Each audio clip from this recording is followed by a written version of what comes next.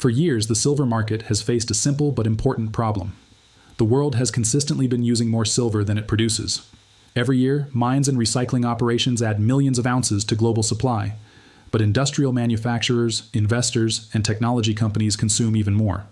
The difference has been covered by drawing down existing inventories that were built up over decades. That may sound manageable at first, but imagine taking money out of a savings account every single year without replacing it. Eventually, the balance begins to shrink. The same principle applies to silver. Above-ground inventories can support demand for a while, but they are not unlimited. As those reserves decline, every additional ounce becomes more valuable because fewer remain available. Unlike many other metals, silver has another challenge. Most of it isn't mined specifically for silver. A large percentage comes as a byproduct of copper, zinc, lead, and gold mining. That means production doesn't automatically increase just because silver prices rise. Mining companies make expansion decisions based primarily on the economics of the main metal they're producing, not the silver that comes with it. As a result, silver supply responds much more slowly than many investors expect. At the same time, demand has evolved dramatically. Years ago, investment demand often dominated discussions about silver. Today, industrial consumption plays an increasingly important role. Solar panels, electric vehicles, advanced electronics, telecommunications equipment, medical technology, aerospace systems, and defense applications all depend on silver because of its exceptional electrical conductivity and unique physical properties. In many of these products, replacing silver without sacrificing performance is extremely difficult. One country sits at the center of this growing industrial demand, China. Over the past several years, China has expanded its renewable energy projects at an extraordinary pace while continuing to dominate global manufacturing in electronics and electric vehicles. Every new solar installation, every advanced circuit board, and every next-generation battery increases the need for physical silver. This growing appetite has created an important shift that many investors outside Asia are only beginning to recognize. Instead of simply trading paper contracts, Chinese industries are taking delivery of real metal to support manufacturing. That means silver is leaving warehouses and moving directly into factories where it becomes part of finished products. Once that happens, much of the metal is effectively removed from the readily available supply that global markets depend on. This is why physical exchanges in Asia have become increasingly important. Their activity offers valuable insight into where real demand is developing. When manufacturers consistently withdraw silver from exchange inventories, it tells us that industrial consumption remains strong regardless of short-term price fluctuations. That kind of demand tends to be much more stable than speculative buying because factories can't simply stop production whenever prices move higher. Meanwhile, Western markets continue to rely heavily on futures trading to establish global prices. Most contracts are settled financially rather than through physical delivery, allowing enormous trading volume without requiring equivalent amounts of metal to change hands. This system has worked for decades because enough physical silver remained available to support confidence in the market. But confidence ultimately depends on physical supply. If industrial demand continues pulling large quantities of silver into manufacturing while inventories gradually decline, the relationship between paper trading and physical metal becomes increasingly important to monitor. That's exactly why experienced market observers have shifted their attention away from daily price movements and toward inventory trends, warehouse reports, and global shipment data. As we continue through this analysis, we'll examine how these physical flows are influencing major exchanges, why inventory levels have become such an important indicator, and what this changing balance could mean for the silver market in the months and years ahead. Understanding these structural developments won't tell us tomorrow's price, but it provides something even more valuable, a clearer picture of the forces that are quietly reshaping one of the world's most strategically important precious metals. As global demand keeps growing, the next question becomes obvious. Where is all of this silver actually coming from? That's where the story becomes even more interesting. The world isn't suddenly discovering giant new silver deposits every year, and mining companies can't dramatically increase production overnight. In reality, bringing a new mine into operation often takes many years because of exploration, environmental approvals, financing, and construction. Even when prices move higher, the supply response is usually slow. Another factor many investors overlook is that silver is rarely mined on its own. Most of the world's production comes as a secondary product from copper, lead, zinc, and gold mines.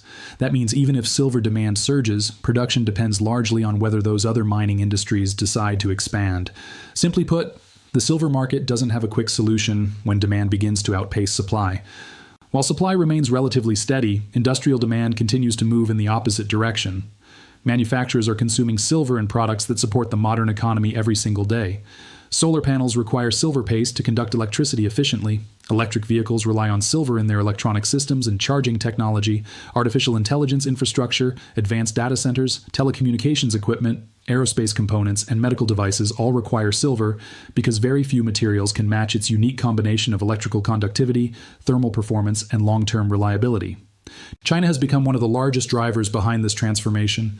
The country continues investing heavily in renewable energy, expanding manufacturing capacity, and producing advanced technology for both domestic use and global exports. Every one of these industries depends on a steady flow of physical silver. That means demand isn't being driven by short-term speculation. It is being driven by factories that need real metal to keep production lines moving. This is why many analysts pay close attention to physical exchange activity in Asia. When manufacturers consistently withdraw silver from exchange inventories, it reflects genuine industrial consumption rather than financial speculation. Those ounces are no longer sitting inside warehouse vaults waiting for traders. Instead, they're moving into products that will eventually be installed on rooftops, inside vehicles, integrated into communication networks, or used in critical industrial equipment around the world. At the same time, market observers continue monitoring inventory reports from major Western exchanges.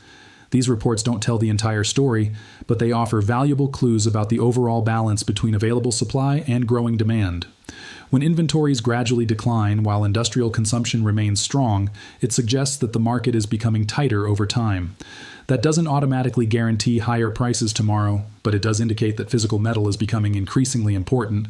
Another signal professionals watch is regional pricing. Whenever buyers in one part of the world are willing to pay more than the international benchmark, it often encourages metal to move toward that region. Markets naturally respond to economic incentives.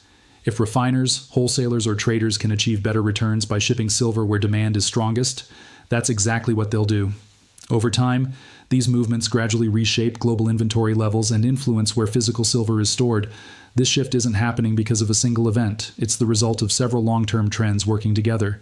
Expanding clean energy projects, increasing technological manufacturing, growing industrial consumption, and relatively limited mine growth are all creating a market that looks very different from what investors saw just a decade ago. Perhaps the biggest difference today is the quality of demand. Previous silver rallies were often fueled primarily by investment enthusiasm, with traders buying futures contracts or investors purchasing coins and bars during periods of financial uncertainty.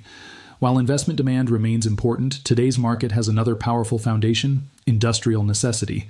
Companies cannot simply pause production because silver becomes slightly more expensive. They still need the metal to manufacture products that consumers and governments continue demanding. That creates a more resilient source of consumption. As long as industries continue expanding, the need for physical silver remains firmly in place. This is one reason experienced market participants spend so much time studying supply chains instead of focusing exclusively on daily price charts.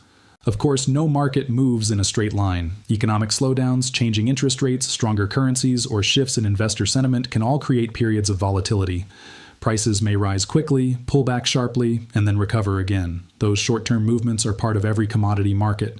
But beneath those fluctuations, the structural picture is what matters most.